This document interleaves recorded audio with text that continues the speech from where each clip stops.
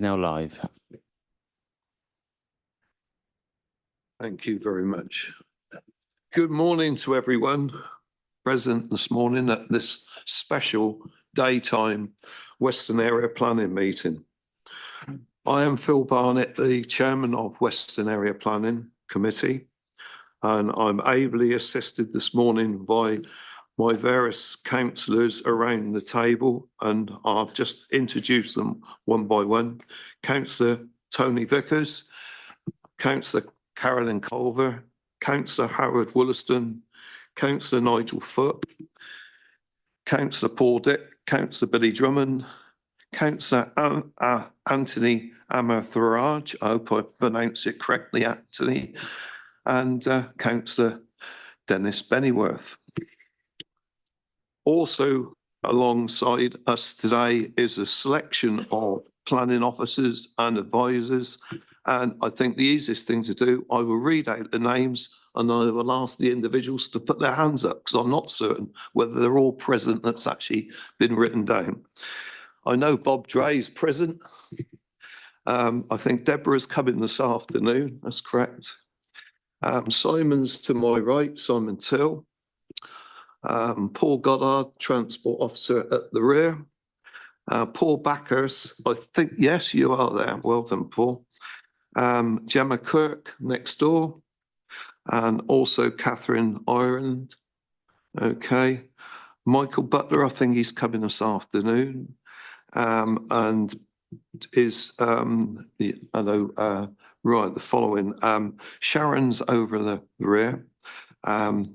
Annabelle, you're present to assist me to the left.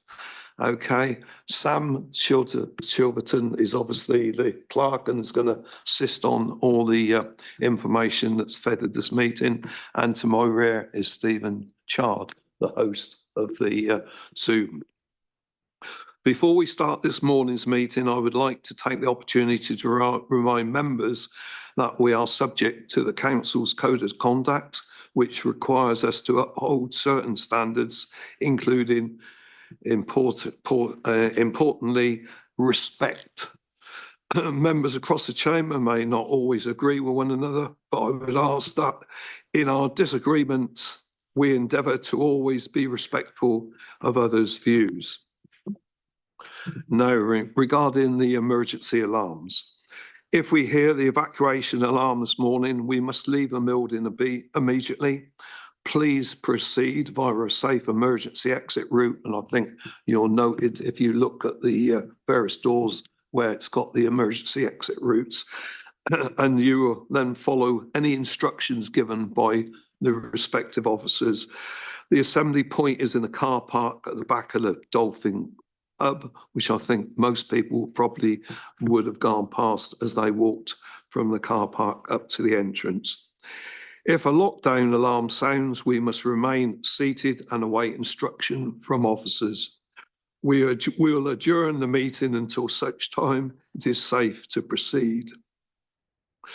Do members have any questions in the way in which the meeting will be conducted this morning before I proceed? Everybody's in agreement. Okay. Right. Apologies. Chairman, we have received apologies from councillors Adrian Abbs, Denise Gaines and Clive Hooker. Councillors Caroline Culver, Billy Drummond and Dennis Bennyworth are attending as substitutes. Thank you very much. I don't think we've missed anybody, have we? No. Moving on, declarations of interest, and perhaps I can go around the table. Councillor Paul Dick. Councillor Billy Drummond. None from you, Councillor Anthony. Councillor Bennyworth. No, Chairman. Councillor Vickers. Councillor Culver. Yes, Chairman, I have been lobbied both by supporters and opponents of the second application, which is in my ward, but I will make my decision this morning, based on the information given at the meeting. Thank you, Chairman. Thank you. And Councillor Wollaston. No, Chairman. Councillor Foote. Yeah, thank you, Chair. I sit on a Newbury Town Council and also I'm West Berkshire Heritage Champion. Thank you. Okay, and from the chair, obviously, I also sit on Newbury Town Council. I'm also a member of their Planning and Highways Committee, where the application regarding Northcroft Lane was discussed. I did not vote, but tonight I will make a, sorry, today, because we're in an evening mode, aren't we? And we should be in the daytime mode, so apologies. But today I will obviously weigh up all the evidence and vote accordingly. And I see Councillor Tony Vickers' hand, and he's probably going to say the same thing. Well, I just remembered that, yes, I am on Newbury Town Council. I didn't attend the meeting where Northcroft Lane was discussed, so I don't feel I need to declare much of an interest there. I don't even know how it went at that meeting. I haven't read the minutes yet. Okay, Chairman, I'm also a member of Newbury Town Council. yeah, I've never discussed this application before. okay, Thank you. Thank you, Councillor Drummond. Okay, right, moving on then. We're now moving on to item 3 in brackets 1, application 24/00908/4 6 Northcroft Lane, Newbury.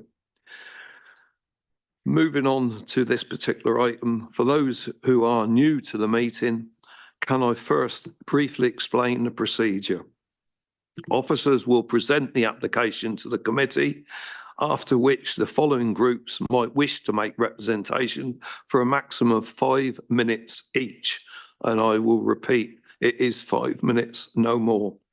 Firstly, the parish stroke town council representatives, obviously in this case, it's the town council, objectors, supporters, the applicant and the agent, and ward members. The committee will then have the opportunity to ask questions on clarification of the speakers. Members will then have the opportunity to ask questions of officers. And then the committee will then debate the item before determining the application. Before I proceed, I do need to point a couple of things out. Firstly, at this present time in question, we don't have the ward members, although they're listed down as speaking. And secondly, we've got on the update sheet, nobody from the town council registering to speak. It does put me in a dilemma because I made it quite clear at an earlier meeting, we would not allow speakers from any group that had not formally registered by 4 o'clock the previous afternoon. In this case, the representative from Newbury Town Council is present. I'm strongly advised that it is the case that the individual should not be able to speak. But at the end of the day, it's you as members can ask to suspend standing orders and allow the individual to speak. So I'm asking you as members, what is your decision on this particular issue? So Foot. Yes, Chair, I'd be very much in favour of allowing the representative from Newbury Town Council to speak. So I would like to propose that we suspend standing orders for that. Thanks. Does that find a seconder? Can I have a show of hands, please? From what I can see, it does actually find favour. I think about 8, is it 8 votes? Because I think we're going to be quite particular. Okay. So if that is the case, then we will allow the speaker on this occasion to make a presentation. Okay.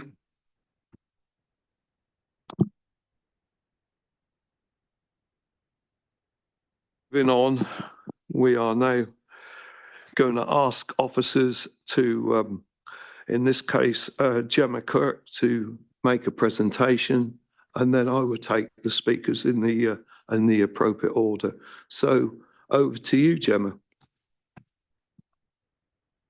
Thank you, Chairman.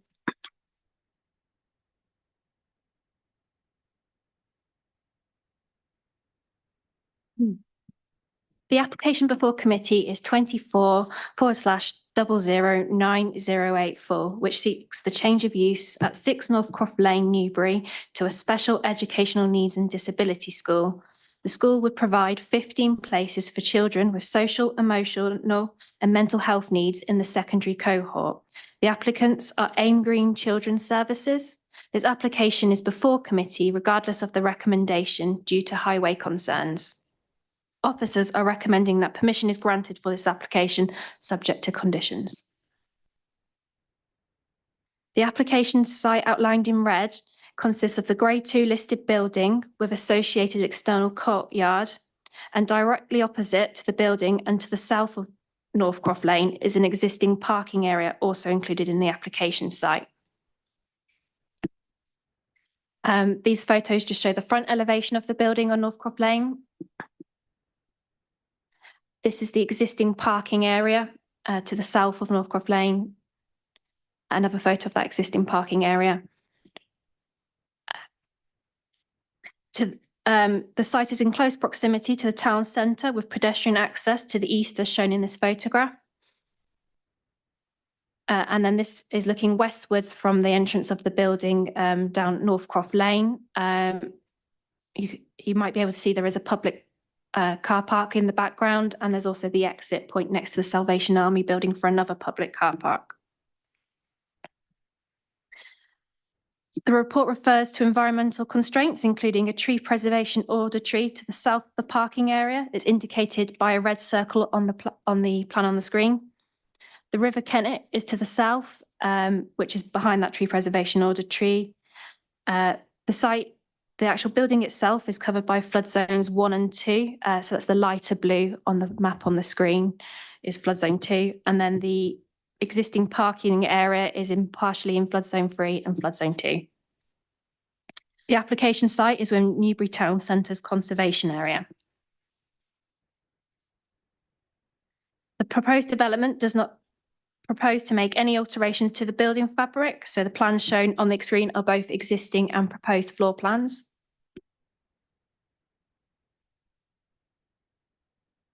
Moving on to the second section of the report, which is the planning history for the application site.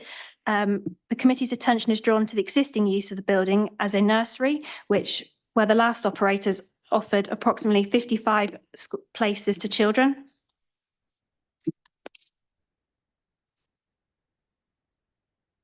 Moving on to part 4, which summarises the representations made by technical officers and then those public representations. So the main issues for the public representations are neighbouring amenity, highways impacts, the suitability of the building and flood risk.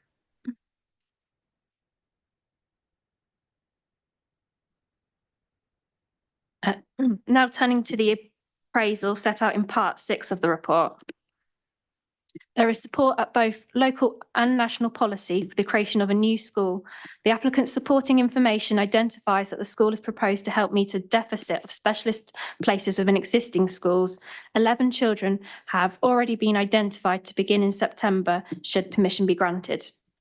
There is also support for this proposal in terms of the benefits to the listed building and conservation area by bringing a building that is currently vacant back into use. The proposed use was also considered to be appropriate due to the history of the site where a school was originally sited. Regarding neighbouring amenity, objections were received regarding noise and disturbance to nearby residential dwellings. It was considered that there would not be a harmful impact to neighbouring amenity due to the proposed scale of the school and the existing fallback position of the nursery on the site. It is recognised that one of the biggest concerns of this application is highways impact, and was also the reason the application was called into committee. Officers' assessment of the current proposal takes into consideration the existing fallback position, which is that the site could be operated lawfully as a nursery where the previous use had 55 children places. It was considered that the amount of traffic could be improved on from the fallback position by this proposal through securing a travel plan, a condition limiting the number of places at the school to 15, and the use of the minibus transporting 10 students to the school. And then this plan on the screen just shows the swept path analysis for the minibus. So it wouldn't park right out directly outside Northcroft Lane. It would use the the kind of access to the Northcroft car parking area. Traffic, parking and manoeuvring was also raised in objections. It was considered that this proposal would not exacerbate existing parking demand from what could take place at the site due to the number of places at the school. Again, the use of the minibus, which would park off-site during the day, and the use of a travel plan to encourage other forms of transport. Furthermore, staff with private vehicles could use public car parks in close proximity on the map. I'll go back to this map, which is clearer. So to the north is Northcroft, and then you can also see there's a public car park to the west as well.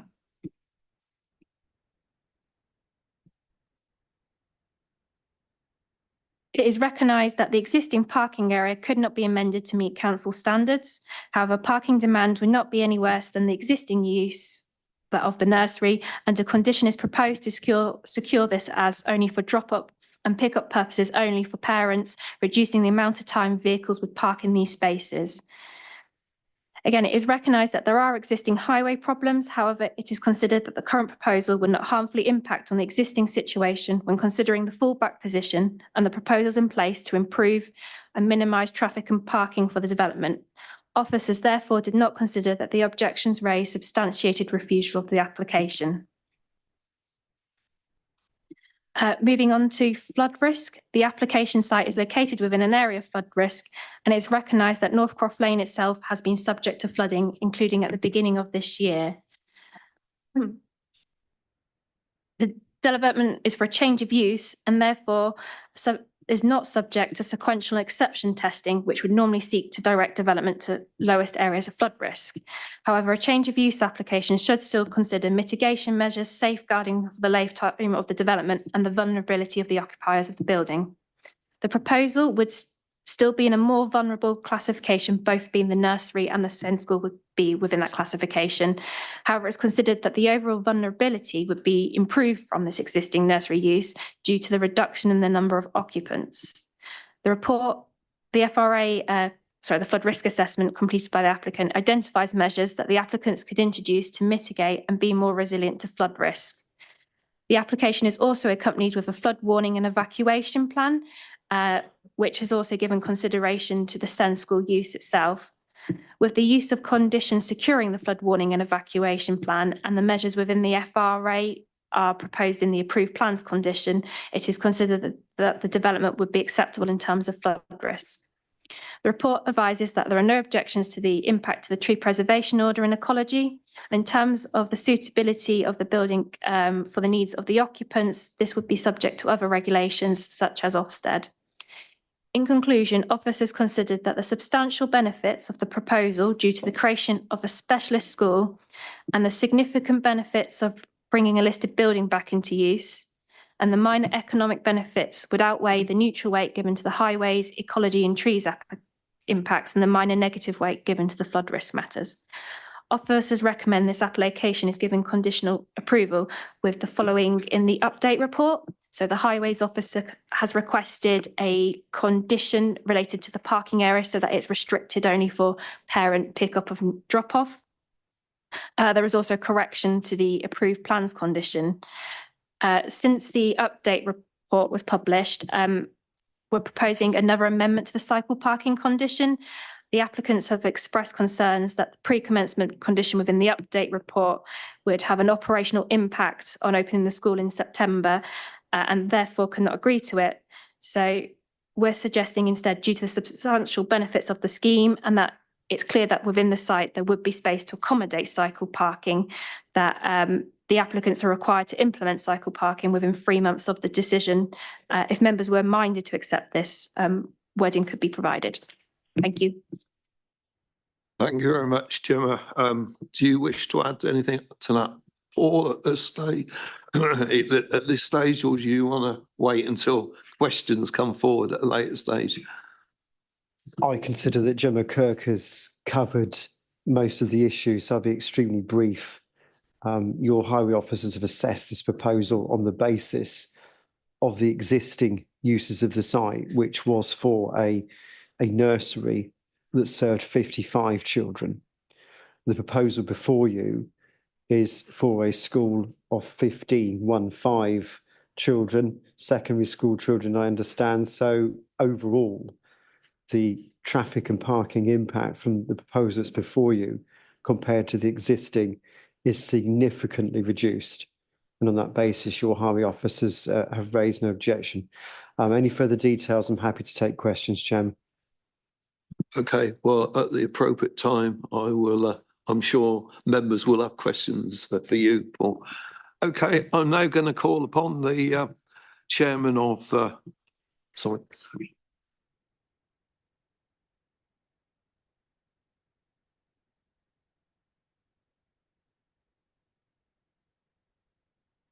Sorry, Chair, can I just clarify something for the minutes? Just in Certainly. respect of the proposal to suspend standing orders. So as far as I understand it, you're suspending standing orders just prior to Newbury Town Council speaking, and then they will be resumed after the questions. Because I think that wasn't entirely clear, and I just think we need to be clear with the minutes. Apologies, I will need to ask for a proposal to return to standing orders at the end of the You presentation. can do that. Yeah. I wasn't clear whether it was, but also just the fact that standing orders haven't been suspended at Right, the moment. okay. They are suspended just prior to Newbury Town Council speaking, just so we've got a record for the minutes. Okay, That's thank what you very much. Okay. Right, I now call upon the representative from Newbury Town Council, chairman of their Planning and Highways Committee. And you've got 5 minutes, Councillor Moore, and I will be particularly keeping you to 5 minutes. And bearing in mind, this is a total exemption from normal procedure. You can be rest assured that it will be only today and it won't be in future. Anything else that comes from Newbury Town Council will be expected to proceed on the appropriate schedule. Okay, thank you very much. Mr. Chairman, thank you. And I'll take some of my 5 minutes to apologise profusely for the oversight. I think I assumed that having shown up for the site visit, it would follow, and clearly it doesn't, and we'll not make that mistake again. My apologies, and thank you for members for agreeing to let me speak. As been introduced, I'm chairman of Newbury Town Council's Planning and Highways Committee, and we considered this application on the 20th of May. This seems to have been quite early in the application process. And for whatever reason, we didn't have the benefit of the applicant available to speak to the committee, but a number of residents were present. The record shows that we objected to the application because of potential traffic problems, and there was a concern that the building might not be suitable for the use proposed, taking those in turn. The application uncovered a pre-existing highways issue. Residents expressed concern that the return to use of the building after a break of some couple of years would exacerbate their daily problems. It was not then clear how much additional traffic would be generated. The applicant's technical note on this is dated the 29th of May. While comparisons are made with the current use of the building as a nursery school, that, as you've heard, closed over 2 years ago. So residents are in effect comparing it with no use. What was clear is that at times this end of Northcroft Lane is very heavily used, especially for deliveries to nearby shops. My colleague, Councillor Elizabeth O'Keefe, has sent in a number of photos which are on the portal so that you can see what it's like. Nearby residents experience vehicles blocking the entrance to their parking in the yard adjacent to the hall, despite double yellow lines and a prominent notice. The Planning and Highways Committee agreed that there was a problem, but was unsighted on what measures had previously been considered by West Berkshire Council's highway staff to try to resolve it.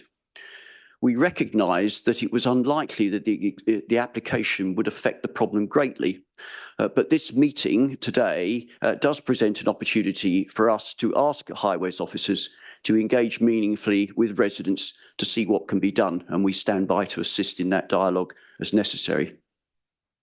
Our second concern was that the building might not provide suitable facilities for Ascend School, and of course we recognise that might not strictly be a planning issue.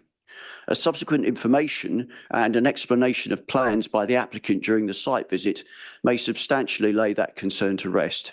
I was pleased to hear of the arrangements being made with both the Waterside Youth Centre and Northcroft Leisure Centre, both within easy reach, to provide for physical activities for the pupils. The principle of providing dedicated schooling for SEND pupils is fully supported, and the need is recognised by the Town Council. Once again, I appeal for work to be done on the traffic issues at this location, but we accept that those seem unlikely to be exacerbated by the application. Thank you, Chairman. Thank you, Councillor Moore. Questions, members, to Councillor Moore? No? Okay. Oh, you have, Councillor Colvin. Thank you very much, Councillor Moore, for your, what you've just said. When we were at the site visit, I know some of the residents were very concerned about needing access to where the flats are around the back. And people have actually, we were told people had parked in that area before. Yeah. I mean, would the Town Council and the residents that you represent be satisfied if extra measures were taken there to ensure that it was enforced that people could not park there? That's exactly what I'm trying to encourage here. I think it's double yellow lines. There's a prominent notice, but nevertheless, people just ignore that. It needs probably one of those sort of blitz campaigns to sort of get a message across to people using it that it's not acceptable. And in the way of human nature, that would need to be repeated on occasions. That would be our best suggestion. Okay, thank you. No other questions. You can be relieved. Thank you, Chairman, and my apologies, but I will have to leave this meeting to go to another. Thank you. Okay, thank you. Right, members, proposal to return standing orders. Councillor Williston, seconding Councillor Foot. All those in favour? Okay. We've got no objectors, but we've got a supporter. And I now call upon the supporter, Adrian and Helen Gadd. Now, I gather they're probably on Zoom. Is that correct? Yes, Chairman, that's correct. I think they've just joining us now. Hello, Adrian, Helen, can you hear me, please?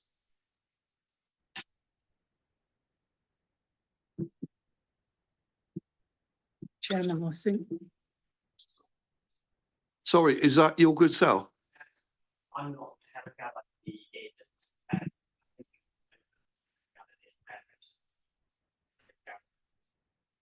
Yeah, just to say, Chairman, Helen Had is showing actually on the on my list of participants. So it says that they are here, but they I'm not getting a response from them at the moment. So if Mr. and Mrs. Gadd, are you able to unmute and speak to us? Can you hear us, please?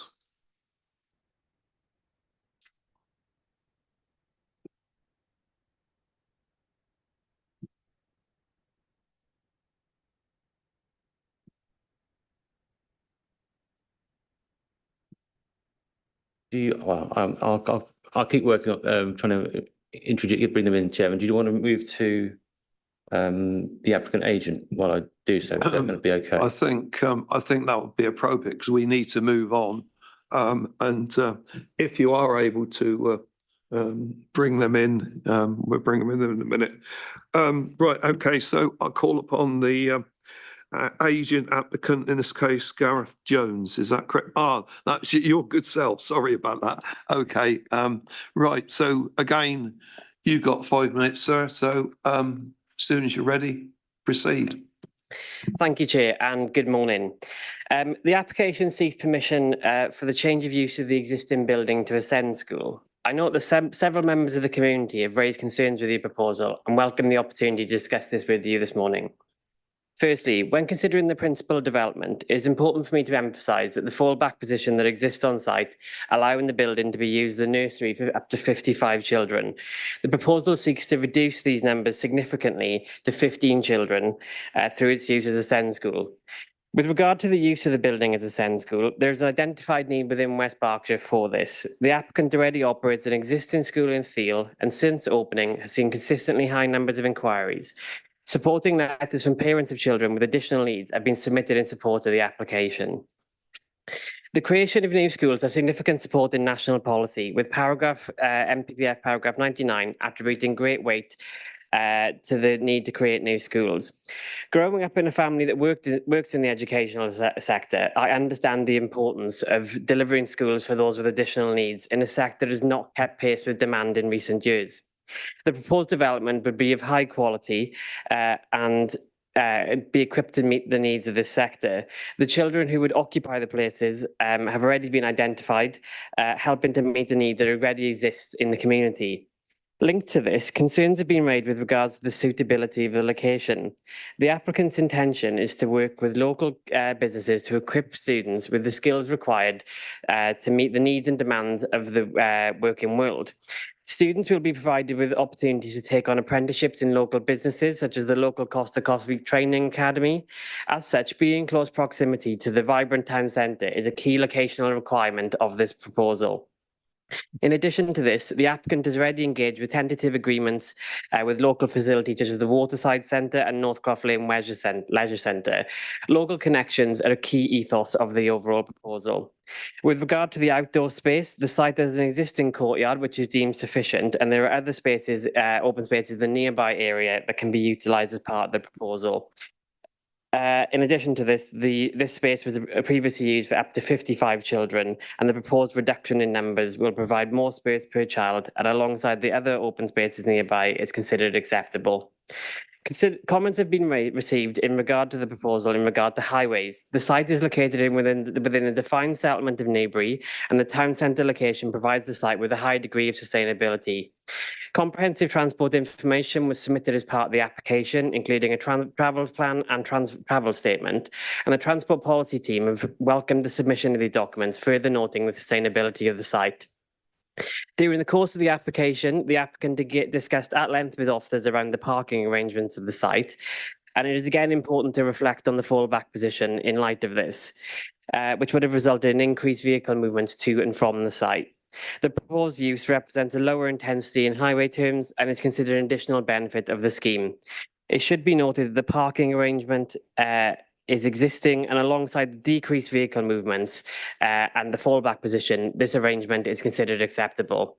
Comments around parking issues on Northcroft Lane are noted, but it is important to note that they are not associated with the lawful use, and it is again important to reflect on the fallback position that exists on site.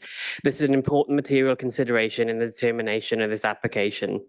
With these factors in mind, the view is shared by officers. With regard to amenity, there will be a lower intensity use, further benefiting the neighbouring residents. Lastly, comments have been received in regard to drainage.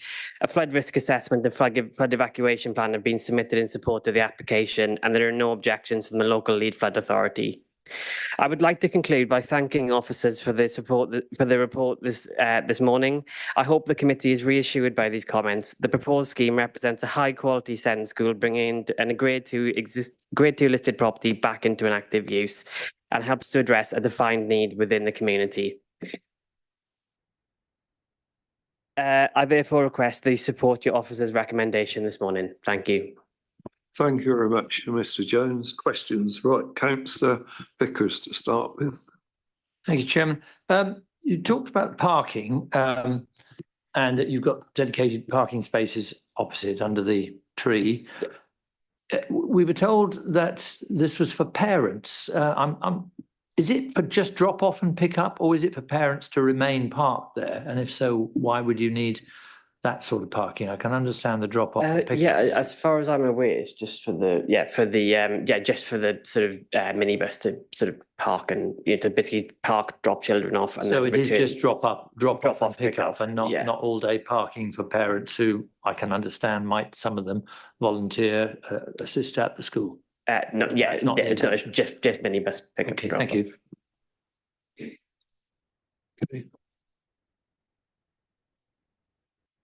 Thank you, Mr. Jones, for the update. Just a question on the flood evacuation plan. You mentioned there's a report has been issued. My first question on that one would be like, has this report considered or learned lessons from the recent flooding this year?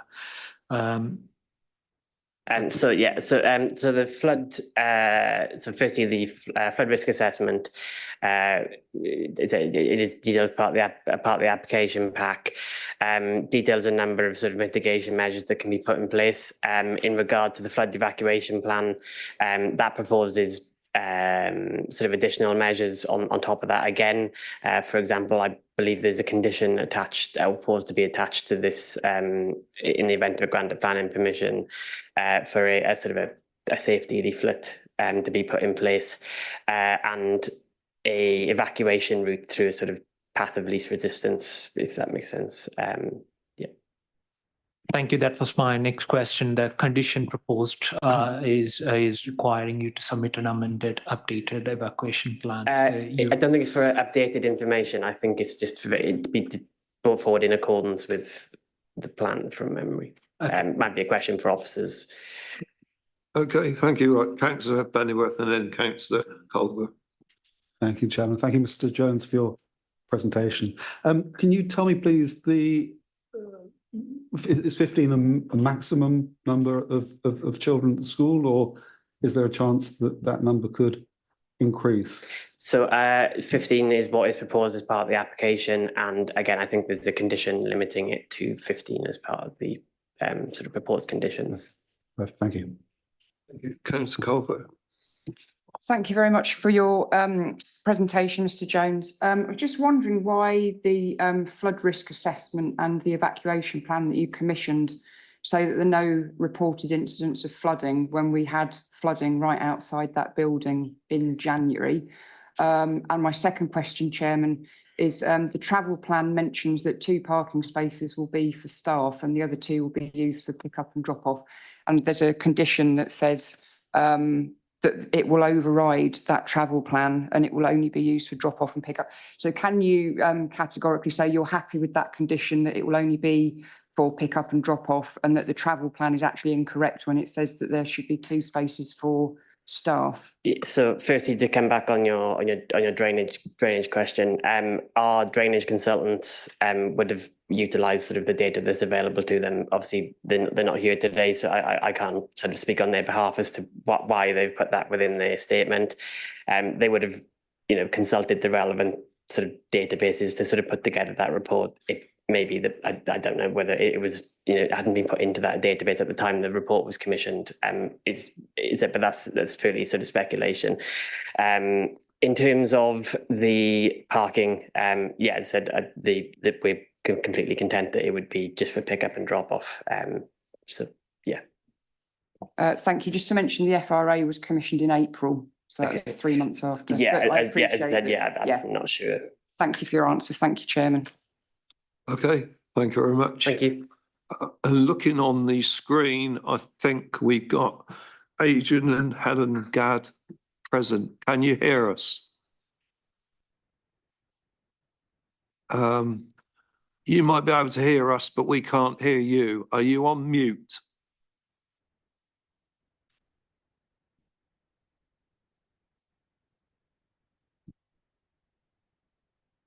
Yeah.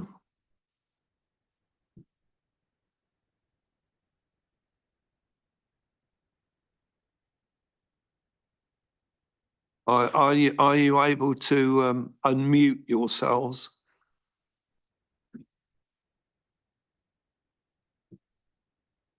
I am asking to put a request to Yeah. So that's what they need to do.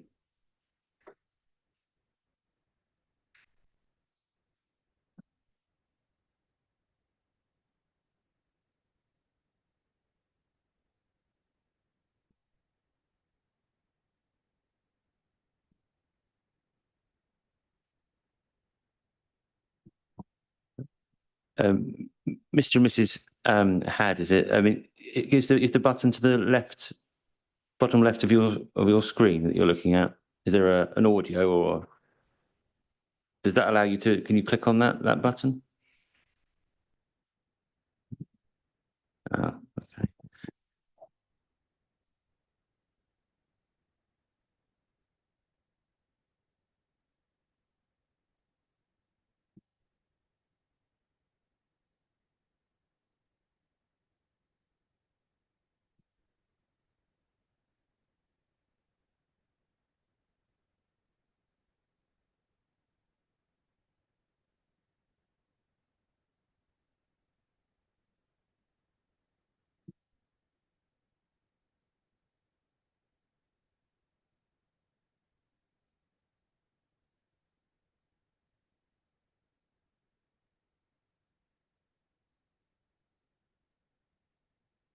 You got a phone number at all?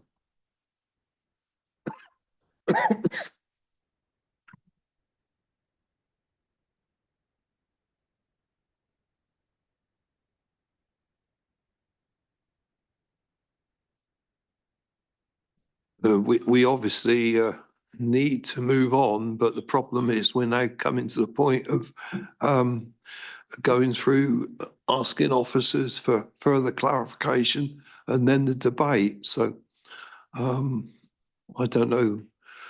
Do we give them opportunities? I'm not sure whether it's an IT issue or whether, I don't know if it would help to go, you know, for them to come out and come back in. I don't know if that would help or. Mr. and Mrs. Had just a suggestion. You could perhaps briefly leave the meeting and rejoin if you heard that, and see if that will make a difference. Chairman, is there any chance they could telephone in rather than? We're looking for That's number. what was suggested. Yeah, thank you, Councillor Lewis.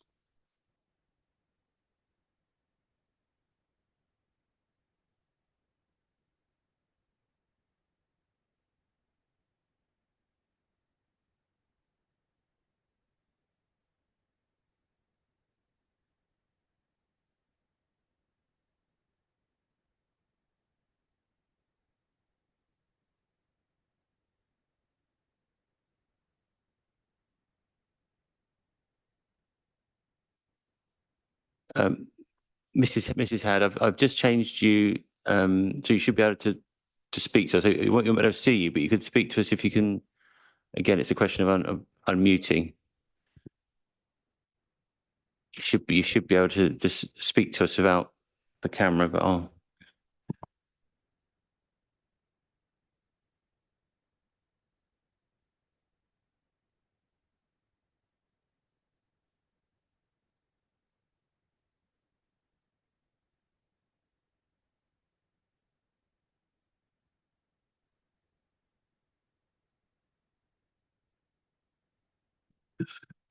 I think to try and move this on while the problem is trying to resolve itself, I think we'll move now to the section where you as members have got the chance to speak to officers for further clarification. So if we can move in that section, right. Okay, Councillor Dick, is that a question to Gemma or Councillor to Paul? Thank you, Chairman. My focus is highways. And I'd just like to say there are many, many positive aspects in this planning application, in my opinion. And while it's not strictly speaking a planning issue, members will be very well aware of the deficit in West Berkshire for SEN. We're really struggling with this. We're not doing what we should be doing. And here's an opportunity to assist. I did read the highways report twice and I've listened again. And I find it unusually, sir, a bit of a journey of discovery. We went up and we went down, and I'm not sure where I landed, although your comments earlier were helpful. But certainly it seems to me, given the nursery issue and having a little knowledge of education, I think that if highways was happy before, they should be singing and dancing today. Discuss. Thank you. I think you need to respond to that. That sounds like an essay question, but I'll do my best. The planning application, as we mentioned, was assessed on the basis that there was a nursery there before, and you've heard from the planning officer, Gemma Kirk, that that is the existing use of the site.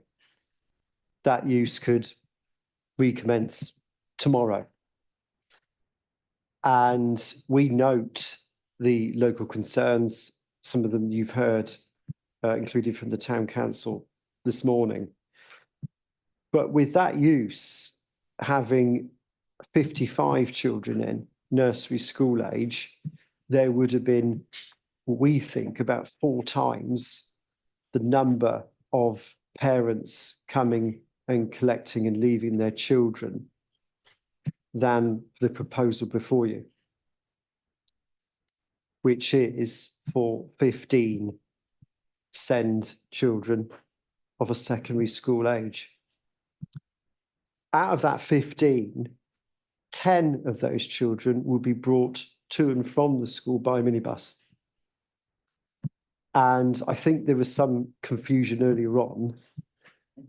That minibus will park on the road to the side that leads up to the multi-storey car park. And it'll obviously be there for a short period in the morning and in the middle of the afternoon when the children are collected. The other 5 children, I understand, will be brought to the school by their parents. And they can park within the small car park that exists opposite the school. This existing car park, you will note that some of the journeys up and down, your highway officers did note that those spaces, well, they're not deep enough. They're not deep enough to get a car quite in, but they're existing. They'd be used less than what would be used for the nursery, going back to our earlier points. And the vehicle might protrude a little bit there into the pedestrian walkway. But we think that the pedestrian walkway is certainly wide enough that any pedestrians could very easily walk round. So on that basis, with all that, we appreciate that the nursery use probably wasn't ideal for that location, but overwhelmingly, the proposal before you, any inconvenience would be much lessened by this proposal. We do know also, and Councillor Culver mentioned it earlier on, the concerns from the local residents there, particularly around the Bolton place to the rear, I understand. The best people for those to email if they're concerned would be the council's parking team. Because that loop road going round to the car park there isn't actually public highway, but we as a council do own the road because it serves the multi-storey car park there. So my advice to the residents, if they're listening, and anybody from the town council, is to write to our parking team on parking@westberks.gov.uk. Thank you, Chairman. I think that's answered all the points. Do you want to come back? Quick, yes, I do, please. Just clarification. Are you saying, yes, we are content? I am indeed, Chairman. Perfect. We are consent because of compared to the previous use. I appreciate that. Thank you. Thank you.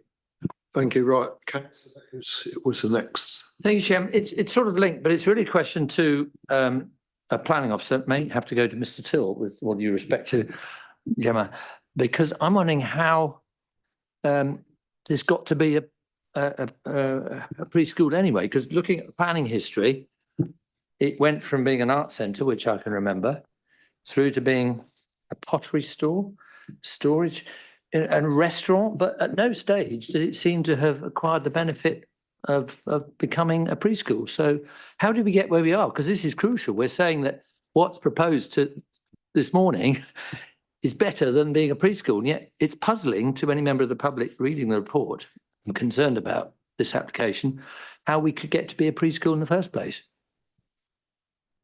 Thank you, Chairman. Through you. Councillor Vickers, that's a very sensible question. Thank you. The Planning Act allows for obviously planning permission to be applied for in order to establish a change of use.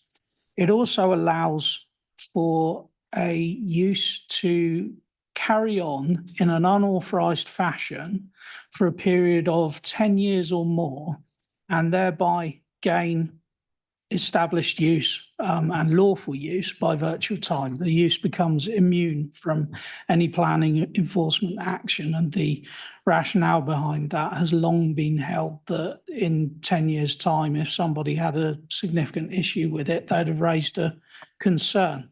And I should also remind members at this point that planning does not seek to be punitive in terms of such unauthorised uses. Our job is simply to consider the facts of the matter. So in this case, your officers have made some review of the evidence that a use carried out between 2012 and 2022. This hasn't been contested in any of the objections or consultation responses either. And our view is the evidence would indicate that the use there as a nursery was established as lawful by virtue of time and therefore immune from planning enforcement action. So we consider that use to be established, lawful and legitimate should the school revert back to that use. Thank you, Chairman. Chairman, that's what I thought, but I do think that needs to be explicitly stated in the public domain. Thank you. Thank you, Councillor Vickers. Right, Councillor Foot, I think you were the next. Yeah, thank you very much, Chair. My question is to Mr. Goddard and the highways. At the site visit, there was a resident from the flats just next door to the building we're talking about, whose main concern, she wasn't really in any way objecting to the provision of a SEND school, but it was the fact that vehicles park and block their exit, and this is a communal exit, just to the, what would it be, the east of the Temperance Hall.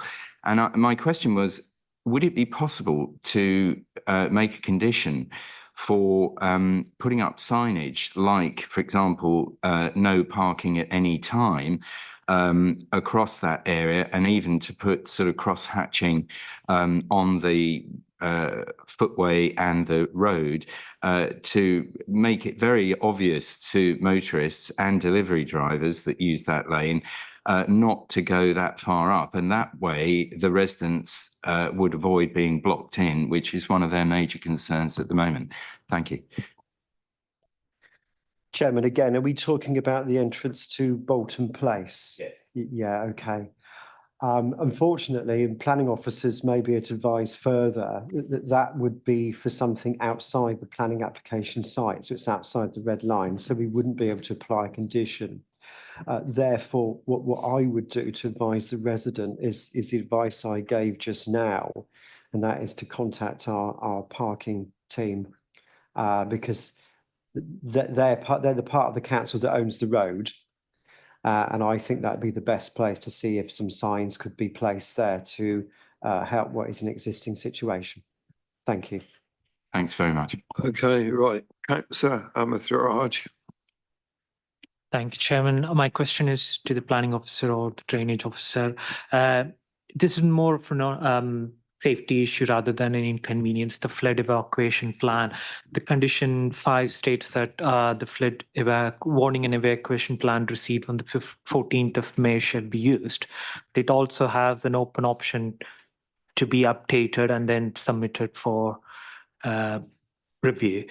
My question is how officers are satisfied to assure us as a committee that the flood evacuation plan is up to date considering the recent flooding we had, because this is not considering the recent flooding, I believe. Councillor Culver raised that point, because we are talking about here vulnerable children and who may not be able to be evacuated that easily as adults or others occupants of the same building. So want to be assured before we go into the debate that this flood evacuation plan is robust. Thank you. Yeah, thank you. There are really good points raised, and sorry, this response isn't going to be quick, so please bear with me as I go through it. So first of all, it's worth pointing out that the flood risk assessment, had we taken everything in there as the truth, would have been completely acceptable, and the condition applied was reasonable. The evidence of historic flooding put forward by Councillor Culver would not have been picked up by either the applicant's representatives or our reviewer, who are not local and were not aware of the recent flooding issues. The EA desktop information, which feeds into those historic flood maps, hasn't yet been updated and probably will be updated when reporting on the recent flooding has been carried out. So we haven't got that raw information yet regarding flood depths, regarding the kind of return period or the event which the flooding corresponded to. So it's actually going to be very tricky to determine without that information, the adequacy of the evacuation plans. With that said, I should probably just quickly mention about what the consequences could potentially be. So first of all, is the actual flood zone allocation and modelling accurate? I would probably say it's not 100% accurate as it stands because of what we've witnessed in recent events. So in terms of the consequences, the building and the proposed use isn't going to undergo a change of vulnerability, as Paul Goddard touched upon.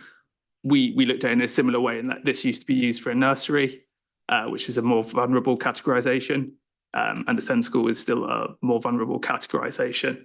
So that's not going to change, which is a positive when we're looking at it from a flood risk perspective. The major element is there an increase in the recorded flood depths outside the property, and does that have any consequences for the users? We do not know that information right now, and it would be unreasonable to put any burden on the applicant to determine that information by carrying out flood modelling or anything of that sort. Whether the flood zones, flood information would be updated in a timeline which works for the applicant is highly doubtful. What I can say is that having looked at the flood evacuation plans and having been on site and observed the flooding along Northcroft Lane, I do not think that the flooding which is likely to be experienced is substantially different from the flooding which they are planning for in the evacuation plans. And I don't think it would change the routes which they would take. And therefore, I don't think there would be any change to what they could have submitted, even if we had got that updated information as a result of the recent flooding. So, as I say, you have to bear with me here, but what I'm trying to get across is I don't think they could have done anything more than what they've done. And I don't think even if we do get that updated information, it's going to change the outcome here or our view on the matter. Okay, right, Carolyn Councillor Culver. Thank you very much. I don't want to labour the point about the flooding, but I am quite concerned that if I hadn't been subbing and reading the documents today, the fact that there were emissions in the FRA and the evacuation plan wouldn't have been spotted. I accept what Mr Backus has said about the EA data, but I have heard that the EA are not due to produce a Section 18 report about what happened in January. So I don't know whether that EA data is even going to come across the desks of consultants who do flood risk assessments for applications, going to come across our desks. I do know that our officers were aware of the flooding in January because flood wardens have been submitting evidence ready for our Section 19 report. So I'd just ask a slightly broader question, if I may, Chairman. Is it not the case that we would use the evidence from the Section 19 report that we're drafting and use that to look at the FRAs and make a judgment about whether or not we think they're accurate? Because what if we know of all the cutbacks to the EA, what if they never submit that data because they're not doing a Section 18 report? How can we as members of this committee satisfy ourselves that this isn't going to happen again? Thank you, Chairman. Paul. Again, completely valid points. It's a complete dark spot in terms of policy, guidance, etc. There's no precedent for what should happen in this scenario. What I can say is that in the wake of the Section 19 reports, we will make sure, well, the EA will be involved in reviewing those reports, and we will advise them to update their information, if possible, as soon as possible.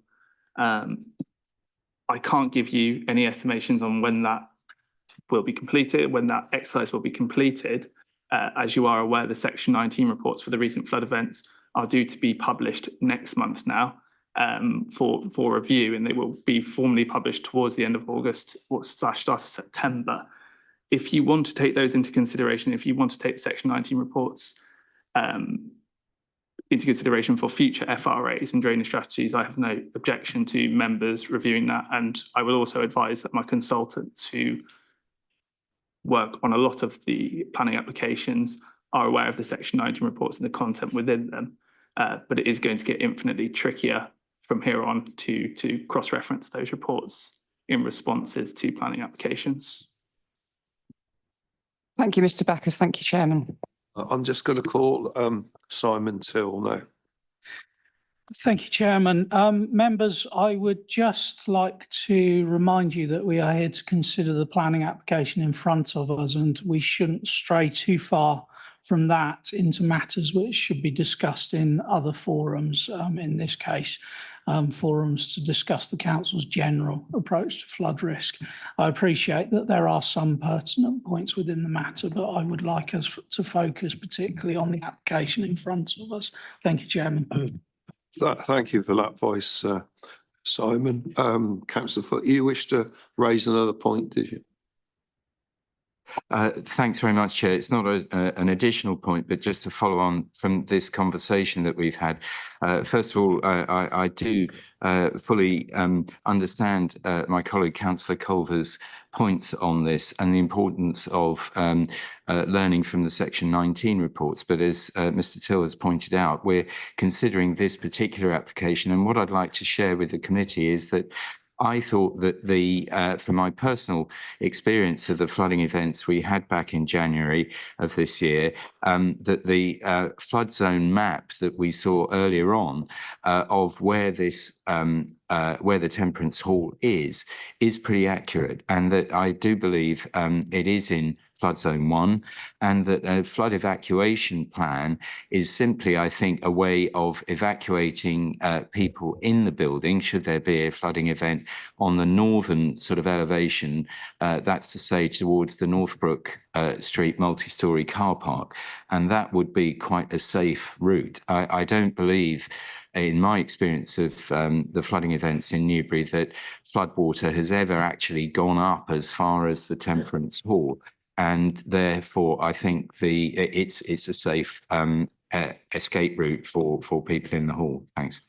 I did allow you to continue on, but I was hoping you actually moving towards a question. But anyway, you concluded, so yeah. It was just an observation, and I thought it might be helpful. Thanks. Okay, thank you. Any other questions for officers at all? Okay. I gather, Stephen, we still unable to speak to the supporters. Is that correct? Unfortunately, I have exchanged messages and provided as much information as I can. Unfortunately, there's a technical issue, I believe, at their end. So unfortunately, we can't not want to hear from them, I'm afraid. So I think it does mean that we have to give them a miss. Is that correct, Sharon? Yes, I think we've made reasonable attempts to get that off. Right. Can we check to see whether the ward members are on Zoom at all? They're not. Yeah, it's rather a shame that the ward members called it in and they're not present. Okay, right. Fair enough, members. We're now to the stage of in debate. So who is going to introduce the subject? Council. Yeah, it seems to me we've looked extensively at the issues which mainly revolve around highways.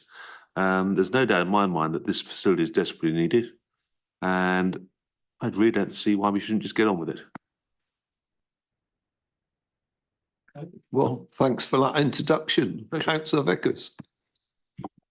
Chairman, I've really got nothing to add apart from to repeat what we learnt from Mr. Till, that we all need to be alert to changes of use of any building, and officers can't be everywhere, but there are processes before a 10-year period comes up, and I've seen this elsewhere in the district where we've had to accept a use as having sort of de facto been acquired.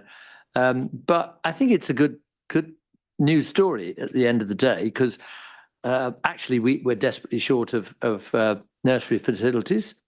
It hasn't been the end of the world for anybody around there that we've had a nursery for 10 years. I don't know why it ceased to occupy this property, but I think it's good news for our desperate shortage of SEND education that we have this proposal come before us. And I don't think there's much more to say in debate that we've not already covered so far. So, Chairman, if you don't think it's too premature, I'd be quite happy to propose, but maybe others have more to say.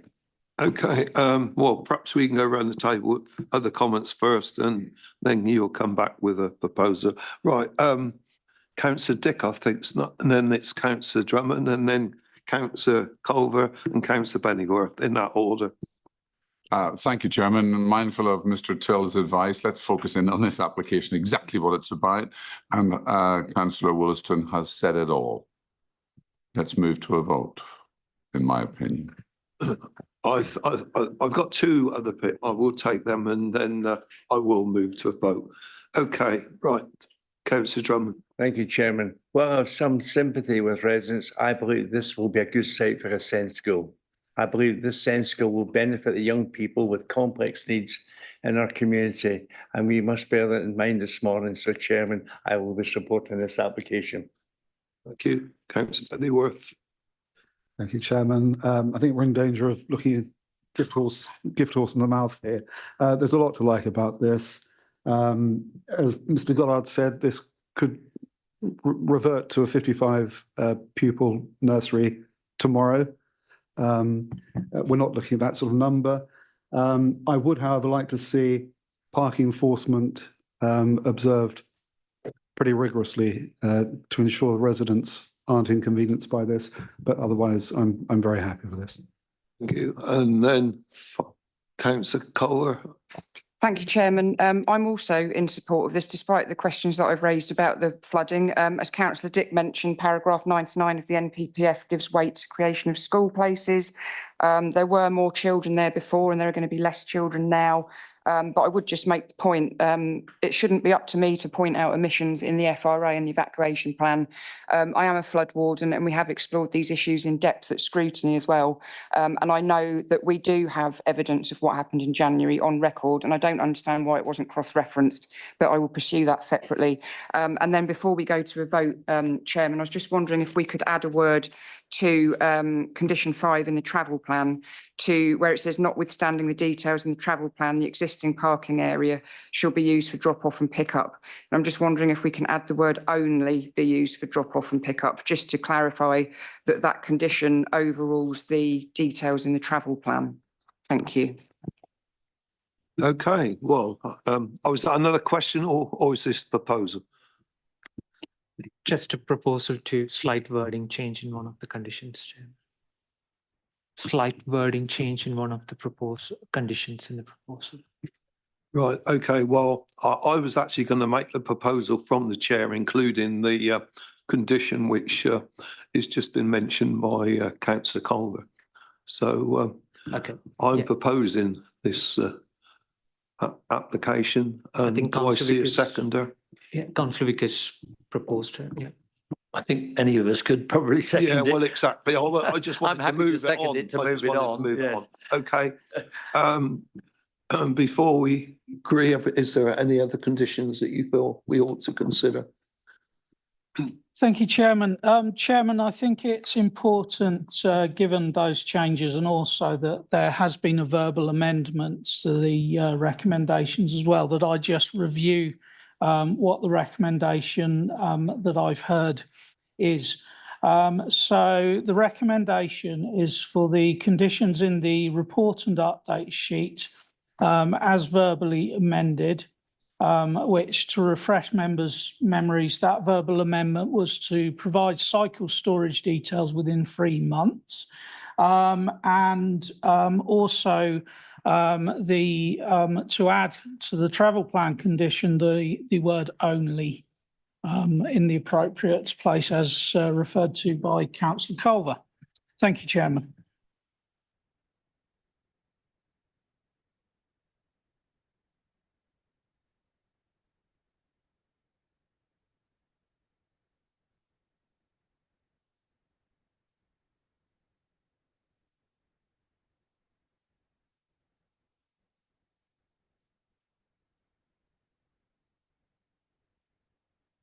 I gather some people in the past haven't been happy with it's for or it's against, and they wish to know how many people were voting for and against. Okay, well, thanks very much for your attendance for the first application. Speakers, if you so wish to leave, feel free to, because I'm going to move on to the second application.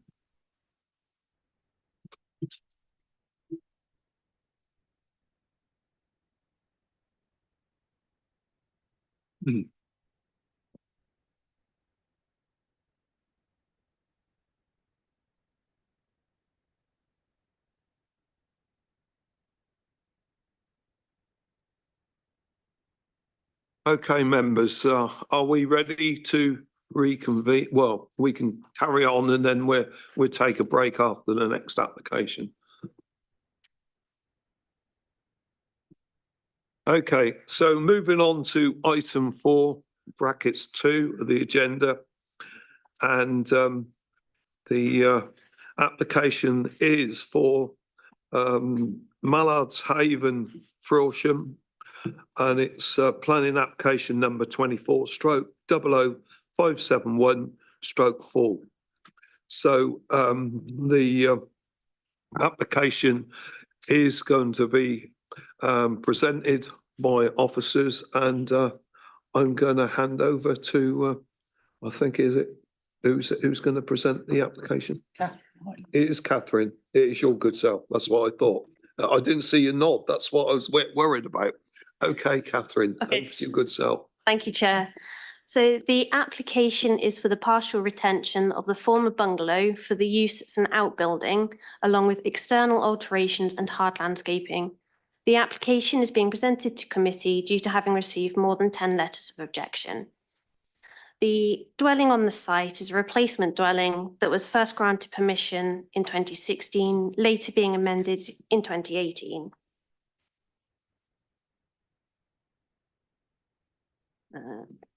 So the application site is within the North Wessex Downs National Landscape. There is an area of ancient woodland to the west of the site. It's within the open countryside in planning terms, and there is a public right-of-way running down the access track, and there is another one also running diagonally to the south of the site. So this is the building in the corner here. It retains the foundation of the previous bungalow, with parts of the walls of the previous structure also being retained to provide the outbuilding, which has been lowered slightly in height, so the roof is lower than the original bungalow. This is the footprint floor plan. It's got the tool shed with the WC in it. There's a pergola to the side, and then the rest of the footprint from the bungalow is a gravel terrace. These are the elevations. It's currently 2 sides are clad in timber. A condition is recommended to secure the cladding of the other 2 elevations within a period of 3 months, should the application be approved. That's the pergola as well to the side there with a polycarbonate roof. The roofing on the retained part of the structure is cedar tiles or shingles and a part green roof on the flat element. So these are the photos of it in situ as it is now. From the other direction, southeast. So this is one of the elevations that's still to be clad. And the other one, looking back down towards the house. This is the boundary behind the building. The photo on the right shows the slope up to the closest neighbour within that corner. This is the view from Yew Tree Cottage, which is the closest neighbour. The landscape planting is, I believe, within the application site. And these are the long range views. So standing in Yew Tree Cottage garden, looking down towards the site, and then from the end of the garden up towards the property at Yew Tree Cottage. So the application site is outside of settlement and is therefore considered under policy C6 of the Housing Site Allocations TPD, which relates to the extension or alteration of existing dwellings in the countryside. The structure is considered to be subservient to the main dwelling, which is the replacement dwelling, and is lower than the original bungalow. It's not considered to result in demonstrable harm to the space occupied within the plot or wider landscape, and the materials proposed are considered to be acceptable. It's not considered to result in a detrimental impact on neighbouring amenity due to the separation distances, and is therefore considered to comply with policy C6. There are no consultee objections subject to conditions. Officers note that there is a substantial objection in terms of representation letters. However, there are no technical objections. Officers consider that the proposal complies with our development plan policies and recommend the application for approval subject to the conditions as per the committee report and the update sheet. Thank you very much. I now move over to the objector, and is it Christine Dunn? Perhaps you'd come forward to the lectern, please. And you got 5 minutes to present your case. Christine Dunn, adjacent neighbour.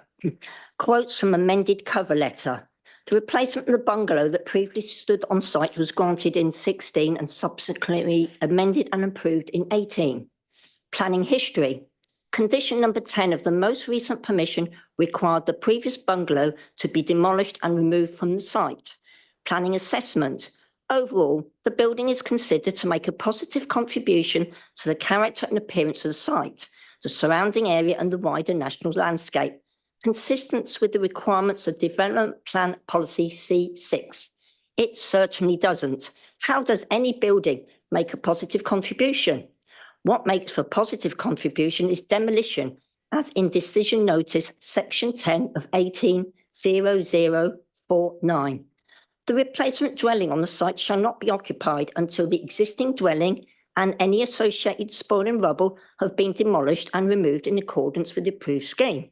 Reason: to ensure that the existing development is demolished in a responsible manner and in order to prevent an accumulation of buildings on the site, such as would result in a detrimental impact on the character and appearance of the surrounding AONB, in accordance with NPPF and policies C14 and CS19 of the West Berkshire Local Plan Core Strategy.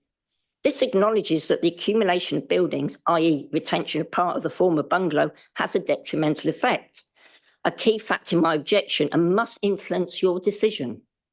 Whatever you dress it up as, be it oak cladding, it is still building. NPPF.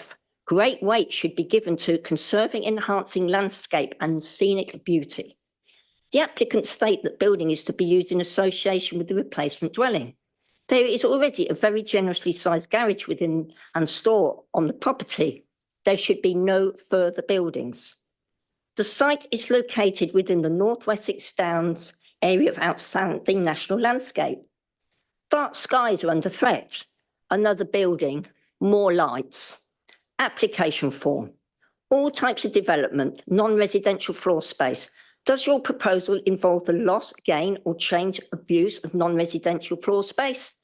This has been answered as no, but it must be a gain as an application to retain what should have been demolished. Application form. State how foul sewage is to be disposed of. Answered unknown. Are you proposing to connect to the existing drainage system? Answered unknown. There is a toilet. The answers to the above must be known. Under the superseded covering letter, landscaping. Further details of hard and soft landscaping can be secured by way of an appropriately worded conditional covering letter. What does this mean? Ambiguous to say the very least. Berkshire Parish Council finds the situation behind his application very sad. If when application 1800409 was signed off, checks made that the development complied with the approved application and conditions had been placed on the approval, the current situation would never have arisen. It is more than sad. It is indicative of what is happening in the area. Planning conditions are put in place for good reason. They must be enforced, otherwise it is waving a green flag to those who wish to breach them. I am aware that this is a retrospective application and it's to be considered on its own merits. Thus, I summarise my objections as a detrimental effect accumulation of buildings and on the character and appearance of the surrounding national landscape. The outbuilding does not make a positive contribution to the character and appearance of the site. It has an effect on dark skies. Insufficient You have one information. more minute. Information about hard and soft landscaping. By speaking prior to the applicants or their representatives, I'm denied the opportunity to refute their submissions whilst they have upon mine. Please take this into consideration. Thank you for your time in considering my concerns. Thank you very much. Members, questions? No, it seems you haven't got any questions. Thank you, Chair. You can return back Committee. to your seat. Thank you. Now move on to the applicant, owner clerk, and Mark Patel, is it? Hello. And obviously you've got 5 minutes between you. Are you going to do the 5 minutes or you can split it? We'll share the time. Share the time. Okay. Thank you, Chairman, members of the committee. My name is Mark Pettit. I work for Fowler Architecture and Planning, and we prepared and submitted the planning application. Standing alongside me is Una Clark, who is one of the applicants. She's lived at Mallard Haven with her husband Andy since 2020. This application is recommended for approval, and we fully support this recommendation.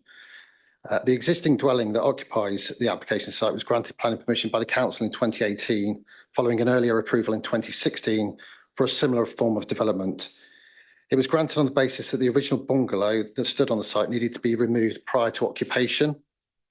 Presumably, the intention of the condition was to avoid there being 2 dwellings on the site at any one time and to avoid an accumulation of buildings on the site. So in 2020, whilst in the process of removing the existing bungalow, the applicants decided to keep a very small corner of the former bungalow and utilise it as a tool shed. At the time, there were no other outbuildings in the garden, which the applicants could use for covered storage, and utilising part of an existing building rather than building a new one seemed like a logical and sustainable thing to do. Of course, it's regrettable that this was done without the benefit of approval from the council. However, the resultant development does not cause any due harm, and it is subservient to the existing house on site.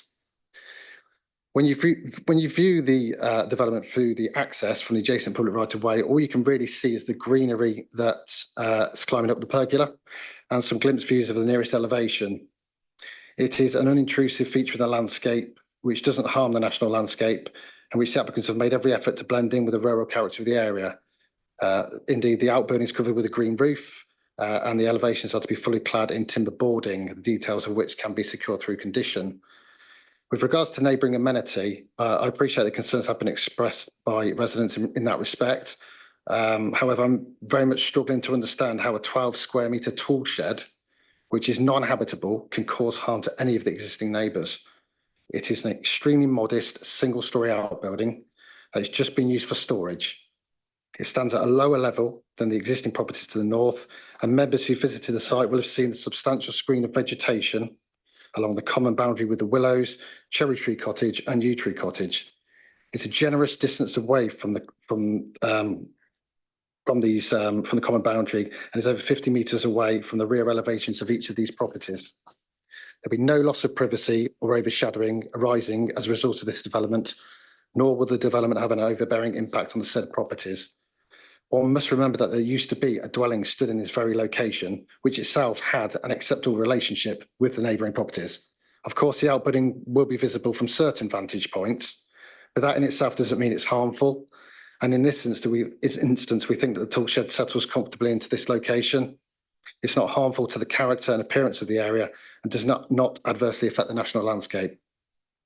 There are no technical reasons why this application should not be approved, and the Parish Council have raised no objection to the application. The applicants are happy to accept the suggested conditions, including those relating to external lighting and the need to fully clad the outbuilding with timber boarding within 3 months of the permission. The proposed development is less impactful than the previous bungalow that stood in this location, and also the 3 outbuildings that previously stood hard up to the common boundary with the Willows. As the development does not compromise what the original condition intended to do, it is respectfully requested that planning permission be granted accordingly in line with your officer's recommendation. I will now pass you across to Una, who would like to say a few words. Thank you. Thank you. Good morning, councillors. Thank you for allowing me to speak. What I wish to say is, having read all the objections, I feel an underlying theme is that we're townies who have moved into the area and care nothing for it being an AONB. For starters, apart from generally clearing the garden and turning an overgrown eyesore into something more acceptable, we have cleared the pond, planted trees, sorry? Sorry to interject, I should have started, when you started, you had 1 minute, 25 seconds, you've now got 1 minute. Carry on. Thank you very much, thank you. Planted trees and shrubs, cared for existing trees, and in general tried to make the garden a more green and beautiful place in keeping with the surrounding countryside. The area around the shed has been planted with trees, shrubs and flowers and fenced off to prevent muntjac access. We've been accused of ignoring the dark skies. This is totally untrue. All our outside lighting is either PIR controlled or on a timer. The accusation we have outside lights blazing 24/7 is rubbish. We appreciated the concern felt over the lights by our front gate, so we have changed them for 1 watt downward facing lights and have even been thanked by one of our neighbours for doing so. We're more than happy to comply with any conditions, in particular lighting and cladding, should this application be approved. Thank you. Thank you very much. Members, questions? Councillor Williston. Could I just follow up on the WC and how you're going to deal with the waste, right? Mark, do you want to answer? The WC was already part of the previous bungalow. It hasn't been installed subsequently, and I understand foul water's dealt with by mains. Okay, I'm sorry. I thought it was going to be a new facility. No, It was the original loo from the bungalow. It's been there historically for years. Any further questions? Okay. No, I don't think so. So you can sit down. Thank you. Thank you very much. Okay. I now call upon your good self, Carolyn Culver.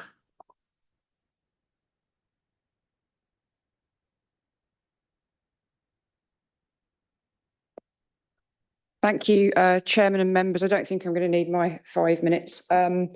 There was a very robust discussion about this at Frilsham Parish Council a little while back, and the applicant was there as well as the opposition as well.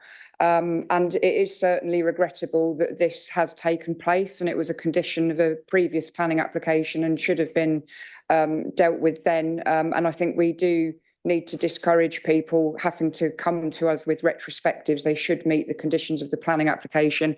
Having said that, as we know as members of this committee, we can't look at this in a punitive way. We have to look at the retrospective planning application on its merits. I have visited the property. I find the building that we're talking about this morning to be very small in comparison with the big house. I could understand why one might look back historically and say the big house is quite, an imposition on the landscape, but I certainly don't think that the building that we are discussing this morning is of that nature at all. I don't think it can be viewed unless one walks right to the bottom of the neighbouring garden and looks over, as we saw in the picture. Perhaps it would be possible for us to discuss a condition to maintain the vegetation along that boundary, to ensure that if the neighbouring opponents of this application, go down to the bottom of their garden, there is definitely screening there so that they don't have to look down and see the building. I am happy that Frilsham Parish Council has asked for some conditions, and that those are in the conditions that we are looking at today, and that there is also an informative about the SUDs as well. So I acknowledge and respect the arguments put forward by the applicant and by the opponents and by the parish council, but personally I am satisfied that this retrospective application has merit. Thank you, Chairman.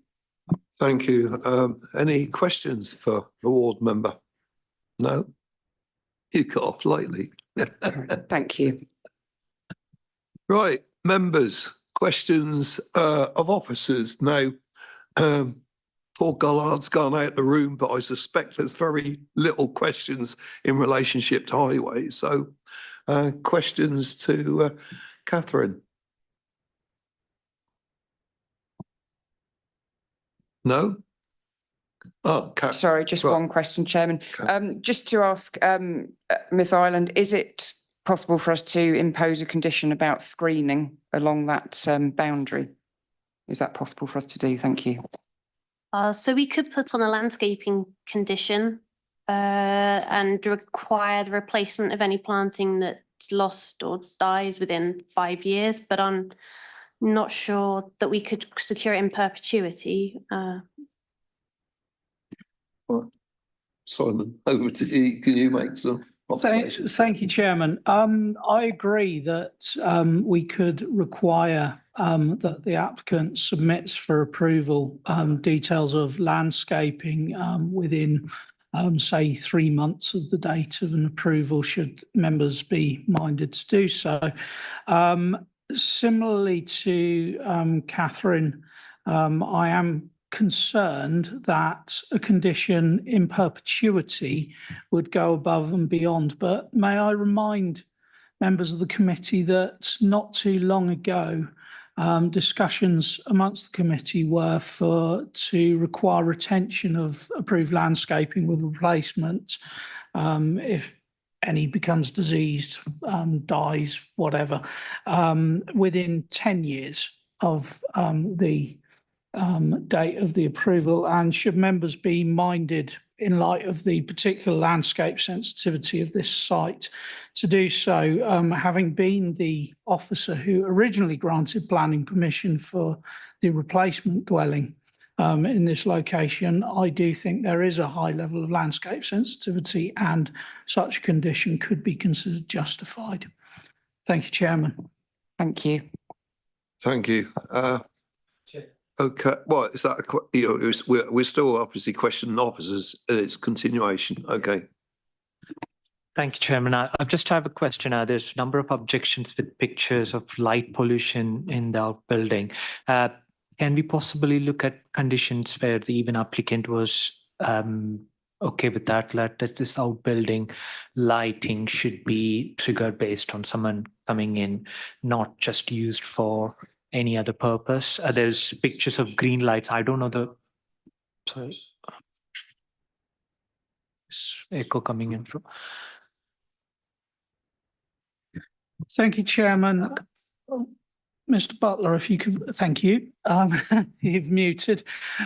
Thank you, Chairman. Members, I turn to the requirements of condition 5, which stipulates some quite strict requirements in terms of external lighting. Should members wish to do so, officers could add a requirement to that condition. Oh, I apologise. There is a requirement within that condition regarding timed operation of lighting as well. Thank you, Chairman.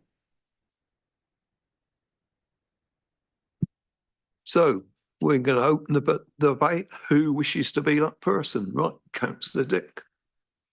Chairman, I apologise. I'm going to commit the sin which most offends me when other people commit it, and that's to mention something that's not directly relevant, and that's the demolition issue.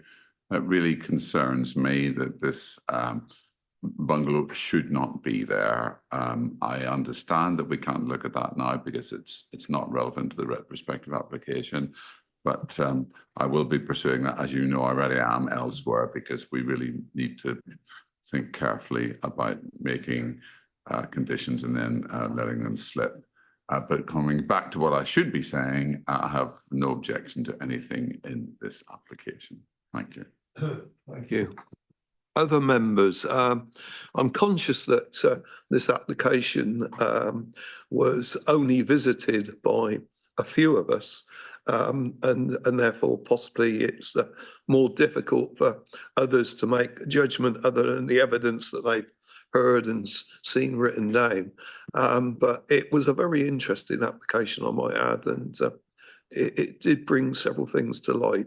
And I'll leave it at that point at the moment. Right, Councillor Vickers. Yeah, I wasn't able to attend the official site visit, but I did visit on Monday. I think that was the last day the sun shone.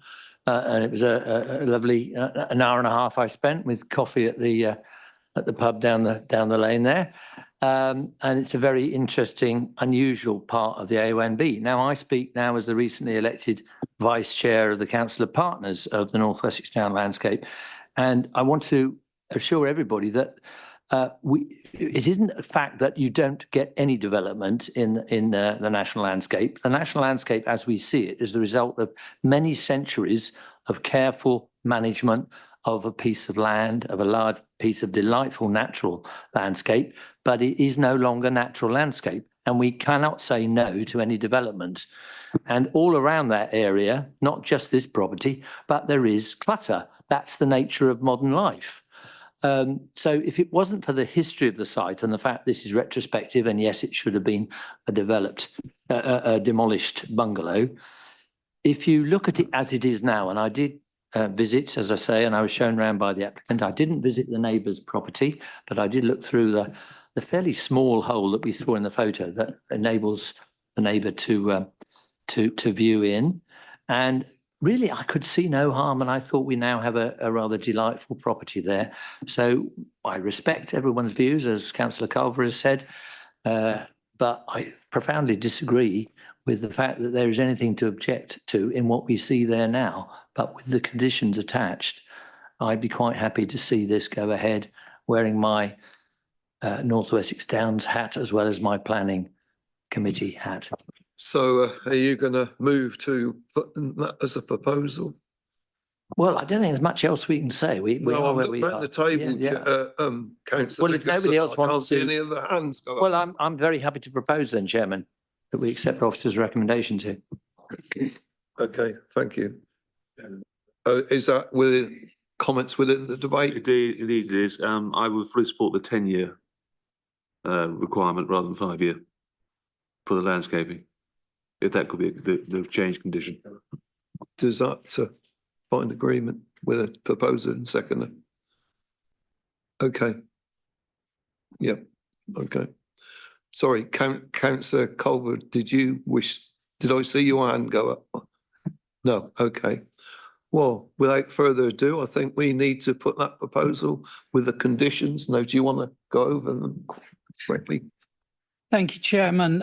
Just to refresh members that the proposal, I believe, is to accept officer's recommendation subject to the conditions set out in the committee agenda report, the update sheet, and with an additional condition requiring provision of a scheme of landscaping and vegetation to be retained within 3 months of the date of the decision. And the retention of such landscaping with replacement as appropriate for a period of 10 years following the date of the decision. Thank you, Chairman.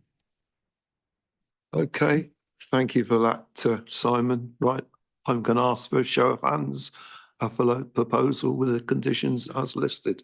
All in favour, please show. Okay, that's unanimous. Okay. Thank you very much. I think now at 11:10, we perhaps can have a 10-minute recess. We're slightly ahead of what I expected we would be. So hopefully, providing we really concentrate on the last application, we should be able to conclude before the 12:30 proposed closure. Okay, thank you,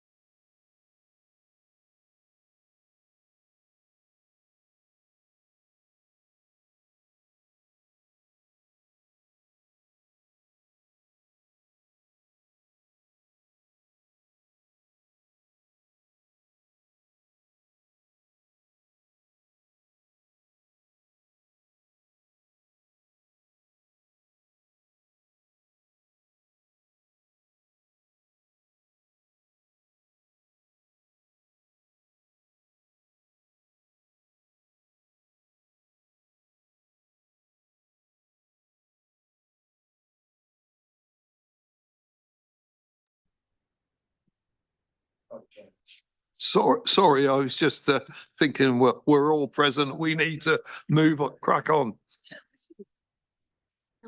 Oh, no, we're not. Sorry, I just realised that Councillor Dick's not present.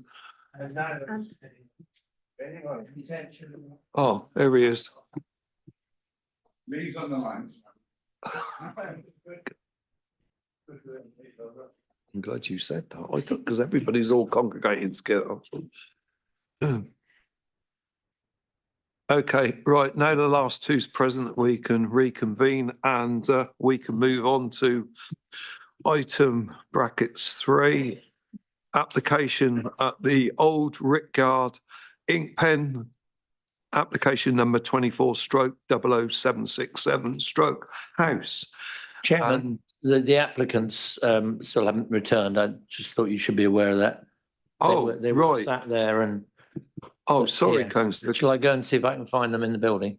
Right, okay, because I think they ought to listen to the presentation too, Yeah, don't they? I think they should really. Yeah, yeah.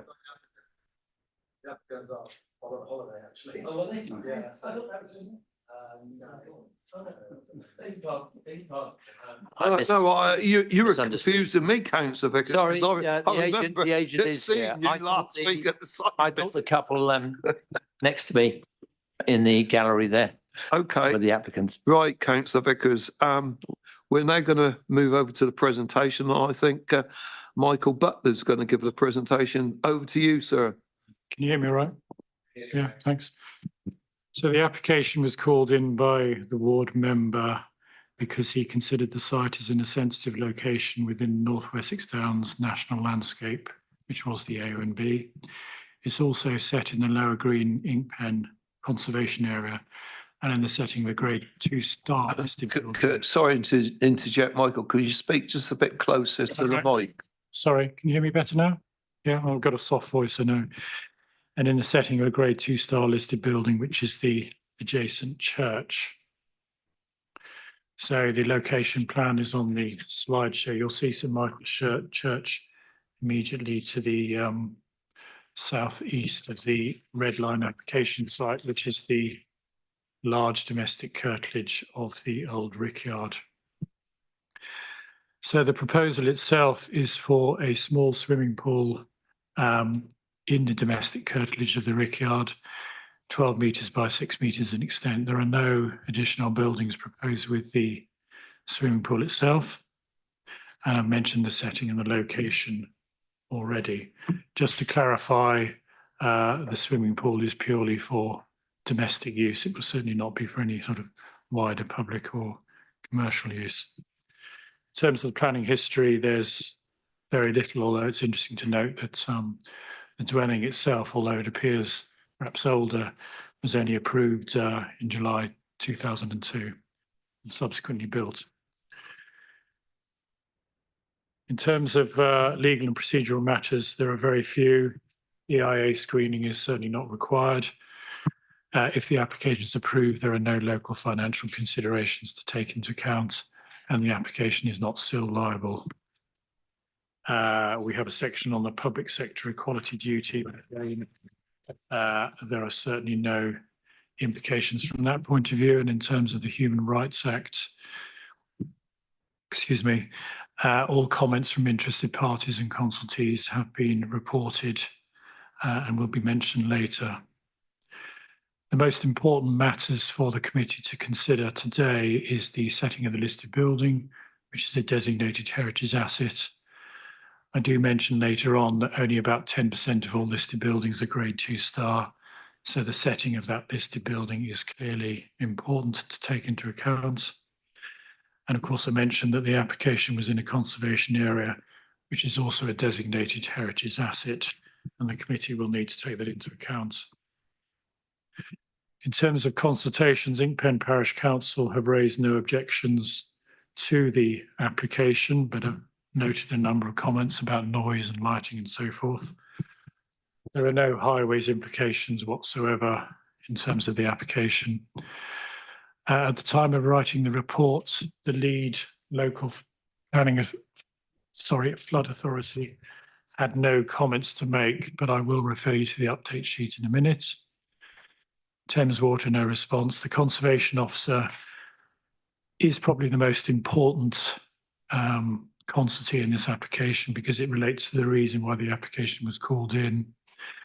And she has raised no objections to this application due to the relatively poor intervisibility between the setting of the St Michael's Church and the domestic curtilage, i.e. the intervening screening is very good, and I'll show that on the slides soon. In terms of the principle of development, and I apologise for the typographical error in the spelling of principle, the application is located in the countryside outside of any defined settlement boundary, but being within the bona fide residential curtilage of the Rickyard, there are no difficulties at all in principle of allowing a swimming pool in those locations.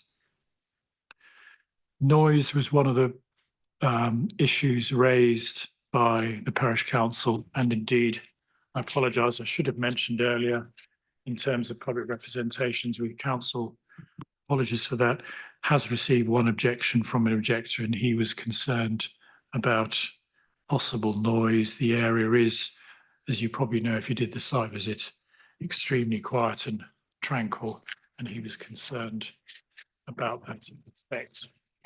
Hence, officers have considered the acoustic issue. We haven't consulted the environmental health officer, however, because taking a professional view, we do not consider that private use of such a small pool will impact anyone in the locality, given the extremely low density of residential accommodation in the area. So the principal point in relation to heritage and landscape, and I'll flick through the slides now, I think, because it does show, for those perhaps who didn't make the site visit, it is an extremely attractive area. There's no question about that. This is the view from the application site looking towards the church, and you'll see there's a very strong intervening boundary with the hedge. This is actually the view of where the pool will go. The tree will not be impacted, by the way. This is the view looking in the other direction of the application site and the house in the distance.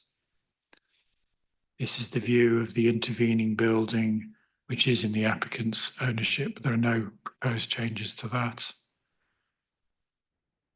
And this is the view from the church graveyard itself, looking down towards the curtilage. The building on the right is the outbuilding you've just seen. Again, another view with the outbuilding, and you'll see the strong intervening boundary and the good distance involved. Another view from another angle, a fence and the hedge I mentioned. And similarly, so the screening is very good. Coming back to heritage and landscape, because the application site is at a much lower level than the church, I've mentioned the strong boundary and the distances involved. The conservation officer and myself both agree that the harm to the setting of the church, and indeed any possible harm, visual harm to the conservation area or the North Wessex Downs NDL, will at worst, if I can put it that way, be neutral, and it will certainly not be harmful. And therefore we are not raising any objections on that point. But before I come to the balance and conclusion, Chairman, there have been some updates. Please, can you refer to the update sheet? Since the report was written, sections have been submitted by the applicant, and on this plan, sections are shown on the top right-hand corner of this slide, where the pool will be in relation to the outbuilding in the curtilage. The applicant has submitted additional information regarding the manner in which the pool water and drainage will be managed. This was in the hope of obviating the need for the proposed SUDS condition as on the agenda. The drainage engineer, however, has stated that further information is still required, and this matter should be finalised before permission is granted. And accordingly, we are revising our recommendation, which I'll come to in a minute. In addition, the officers have received an additional consultation response from the council archaeologist, who notes the area is potentially sensitive in archaeological terms, particularly given the proximity of the church. So she is recommending a precondition regarding archaeological finds before the excavation, well, or during the excavation of the pool itself. So just to clarify, we do have the one proposed additional condition over the page, but given the drainage engineer's rather late concerns on the application, whilst we consider the viability of the soakaway solution has not been confirmed, we are now recommending that if members resolve to approve the application, they should delegate back to officers to work with the applicant and his agent or their agent to secure appropriate site drainage before permission is granted, and to add any necessary conditions as appropriate.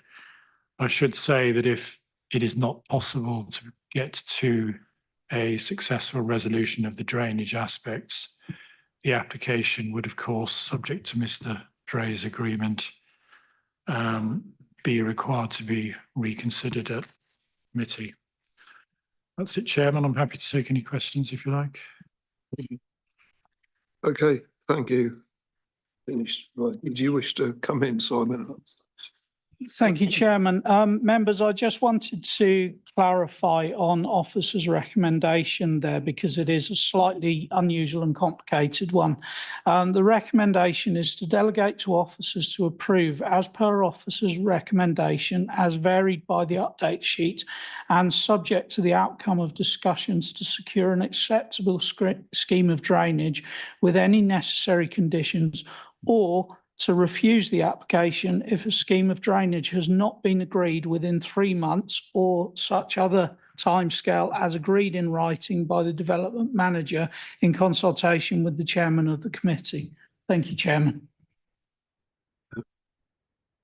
There are obviously points that we will be considering when we get to the debate stage. Right, okay, it's now over to the applicant, Mark Pettit, and you've got 5 minutes.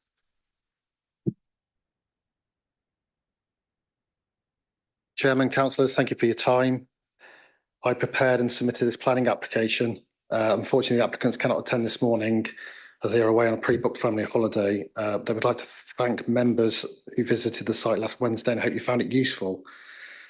The application before members is seeking full planning permission for an outdoor swimming pool. It's recommended for approval, and we fully support this recommendation. You will have seen on site that the old Rickyard is a modern property that stands within extensive grounds, which is more than capable of accommodating this modest swimming pool. Due to the topography of the site and existing hedgerow planting, the pool will not be visible from the nearest public highway. Furthermore, there will be very limited visibility from the adjoining churchyard. Indeed, the swimming pool will sit at a lower level than the listed church, and there is a grass bank with a tall, well-established hedgerow running along the top of it, which will block views from the churchyard. In short, the proposals will not adversely affect the significance of the listed church or the conservation area designation, and the council's conservation officer has raised no objection to this application. No issues of amenity arise as a result of the proposed development, and there are a number of properties within this part of the parish that have similar outdoor swimming pools. In terms of technical issues, we are happy to deal with drainage matters following the committee meeting, should you be minded to approve this application. So in summary, the proposed development accords with policies in both the development plan and the national planning policy framework. As outlined in the committee report, the visual impact of the proposed pool would not cause harm to the conservation area, the national landscape, or the setting of the church. It will therefore sit comfortably in this location. The proposals have also raised no objection from the parish council. It's therefore respectfully requested that planning permission be granted accordingly in line with your officer's recommendation. Thank you.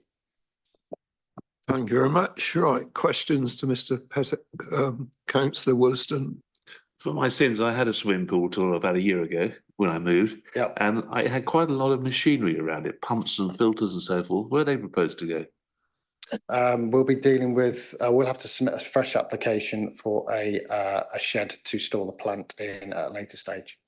So this application is just dealing with the pool itself. Because at the moment it's just going to be an unheated pool. Sorry? At the moment it's going to be an unheated pool. The intention is that should this planning application be granted, that a subsequent application will be made for the shed itself. Thank you. It was shown on the proposed drawings, but we've taken it off so that the application just deals with the pool itself. Okay. Right, councillor Benningworth. Thank you, Chairman. Thank you, Mr. Pettit. You mentioned the visual impact. Inkpen Parish Council jealously guards its dark skies. Yeah. Forgive me if I missed it in the conditions. Is that something you'd be happy to accept as far as conditions are concerned? What, a condition relating to external lighting? Yes. I think if members felt that that was appropriate to make the scheme acceptable in planning terms, then yes. But obviously, I haven't liaised with the applicant about that. I appreciate that. But in principle, yes. Okay, then maybe it's something colleagues might like to bear in mind, Chairman. Thank you. Thank you. Right, councillor Vickers. Thank you, Chairman. Just pursuing the answer you gave to the previous but one question about the intention to come back with another application. Why have you chosen to follow that route? It does seem to be, you know, if there was always the intention to have a shed, then it would seem more appropriate to put the whole lot, the whole package into one application. I'm not very comfortable with it being done the way you're suggesting. Yeah, I appreciate that. It was, I mean, it was an error on our behalf. We did show a plant shed on the site plan and actually on the sectional drawing, but we didn't actually submit floor plans and elevations as part of the application. So it was an oversight on our behalf. It was something that was flagged up on site by officers, which hence the reason why we removed that element from the proposed drawing. So yeah, I appreciate it's not ideal, but it's something that we would be dealing with as part of a subsequent application. So I can't see any reason why the application can't be treated on its own merits. That's helpful. I might say ask something of the officers later, Chair. Okay, thank you. Other questions from members at all? No, I think you can be relieved. Okay. Right, we now come to the stage for the ward members. I'm not certain who is going to speak. Is it both of you or? I've got very little to say, and I'm happy to share any time with the Councillor Benningworth, but as the one who did call it in, I think I should. Are you going to start, Councillor Vickers? For my point, Chairman, I'm happy just to sit and debate, I think. Thank you. Okay, well, we'll just see how long Councillor Vickers takes on his presentation before you might get a few minutes, you might get a couple. I think you get plenty of time if Councillor Benningworth wishes. Chairman, if you wish to start the clock, do. I called this in, but as soon as I visited the site, I thought, actually, I wish I could withdraw this call in because it is a very sensitive area. It's a beautiful area. Part of, the whole of our ward is absolutely fantastic, but this is one of the prime spots with a number of rights of way, with the quiet roads in that area, and the beautiful properties which are being well restored and maintained, and their gardens are delightful.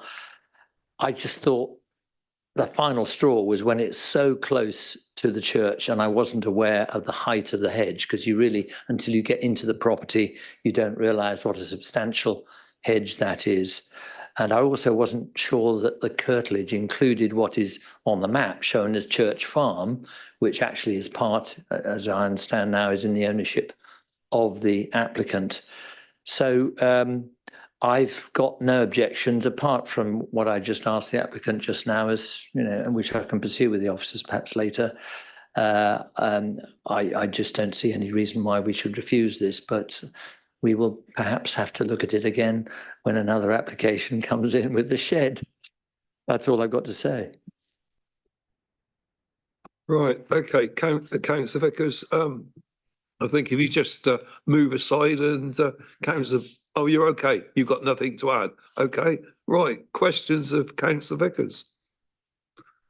No, it seems you've got no questions either. So we now got opportunity to question Michael Butler if you so wish. Anything you need to put to Michael? No. Oh, right, Councillor Well, Vickers. I would like to ask, why wasn't it possible to perhaps amend the application so that they could include the shed and everything in the whole package in one application? Right, so Simon Till's going to answer that point. Right. Thank you, Chairman. To explain this in full, as members who were at the site visit were aware, I presented the application on the site visit last week while Michael Butler was on leave. As part of my pre-site visit checks, I reviewed the application documents. Initially, I noted that there were sections but no other elevations of the pool building, pool plant building shown within the plans. Subsequently, I made a note to check on that on the site, and also noted within the applicant's covering letter that the building was stated to be an existing building behind the existing cottage. And so upon visiting site, I made a check. There was no existing building there. I spoke to the agent regarding that. And because we were within the period for cut-off of submission of additional information, it wasn't possible for the applicant to submit additional plans to be commented on. So my advice for the applicant was to withdraw the pool building from the plans so that we could continue with consideration of the pool and continue or consider the plant building should a subsequent application be submitted for that separately. Thank you, Chairman. Well, as a subsequent, it does appear that we might be in the position where we have an approved pool complete with all its drainage, but then we don't like the shed. Is it possible to have a condition attached to this application which says that it's also subject to the approval of a subsequent application for the shed being attached? Because that would avoid getting in that rather difficult situation. I mean, I don't imagine the applicant will build the pool until they've got permission for all the associated structures and engineering works, etc. Simon, over to you. Thank you, Chairman. Yes, it is an unusual position. Members, you're aware that we need to stick within the grounds of what's reasonable in terms of planning conditions and conditioning an application that we approve today, hypothetically, with a condition requiring a further approval to be forthcoming would, in my view, fall outside of the tests of what's reasonable. In reality, Councillor Vickers, you're absolutely correct. It's extremely unlikely that if the applicant requires further plant for this pool to be housed within the building, that they would proceed with construction of the pool without that plant building being applied for and granted permission. And should they do so and not be able to use the pool, then they'll simply be left with a water feature. Officers aren't raising that as a recommendation to the committee, I would suggest. Okay, thank you. No further questions? Okay. Is that a question or you? Just one very brief one, Chairman, please. Mr. Butler, if the committee were minded to put a condition on regarding dark skies, how might that best be framed? Yeah, it's entirely legitimate to impose an additional condition regarding restriction on external lighting. I'm not sure how, to be honest, necessary it is, because the likelihood of using the pool during the dark and winter periods in this country is probably fairly small. But if you wish to do so, it's legitimate to do so because of the sensitivity of the area. Okay. Right. Who's going to open the debate? Councillor Vickers, Me, Chairman. Board member. You look at me.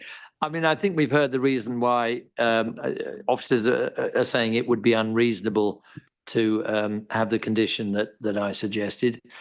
And I do agree with Councillor Bennyworth that we should include a lighting provision because, you know, everyone's very hot about the dark skies in the North Wessex Downs.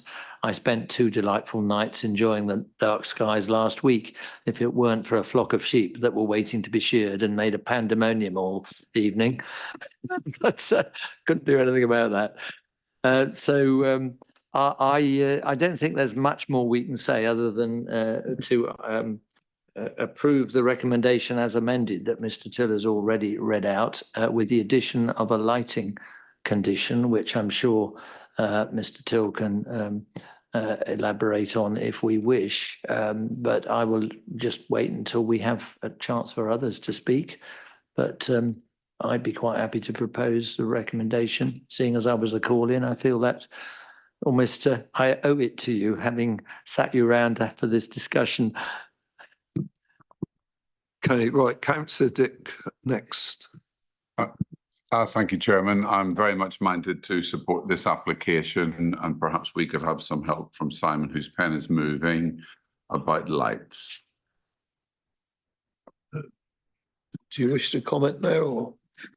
I can comment now. So, members, in regard to the scheme of proposed lighting that's being discussed, I would suggest that a condition could be attached to any permission requiring the submission and approval of a scheme of all external lighting for the pool area.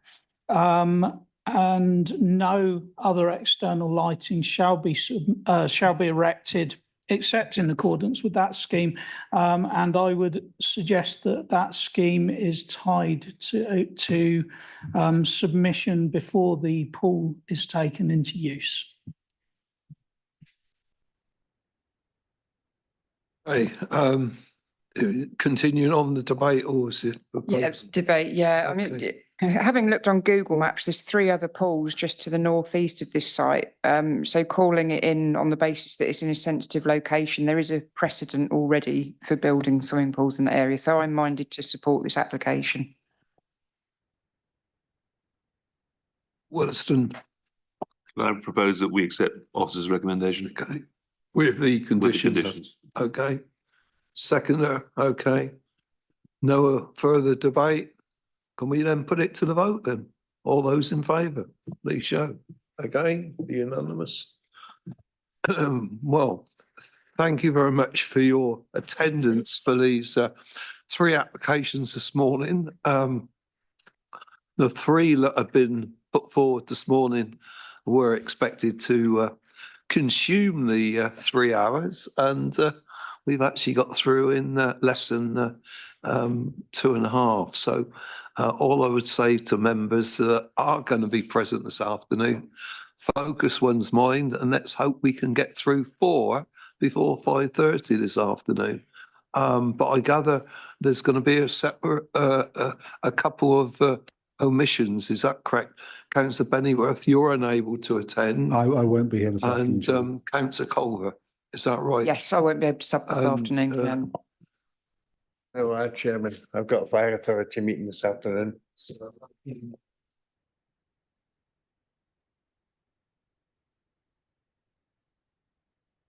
Is that acceptable? Okay, fair. I thought I'd better just doubly check on that. Okay. Right, so we reconvene at 2 o'clock. Thanks very much. Thank you very much for officers supporting this. Is that closed now? Cheers.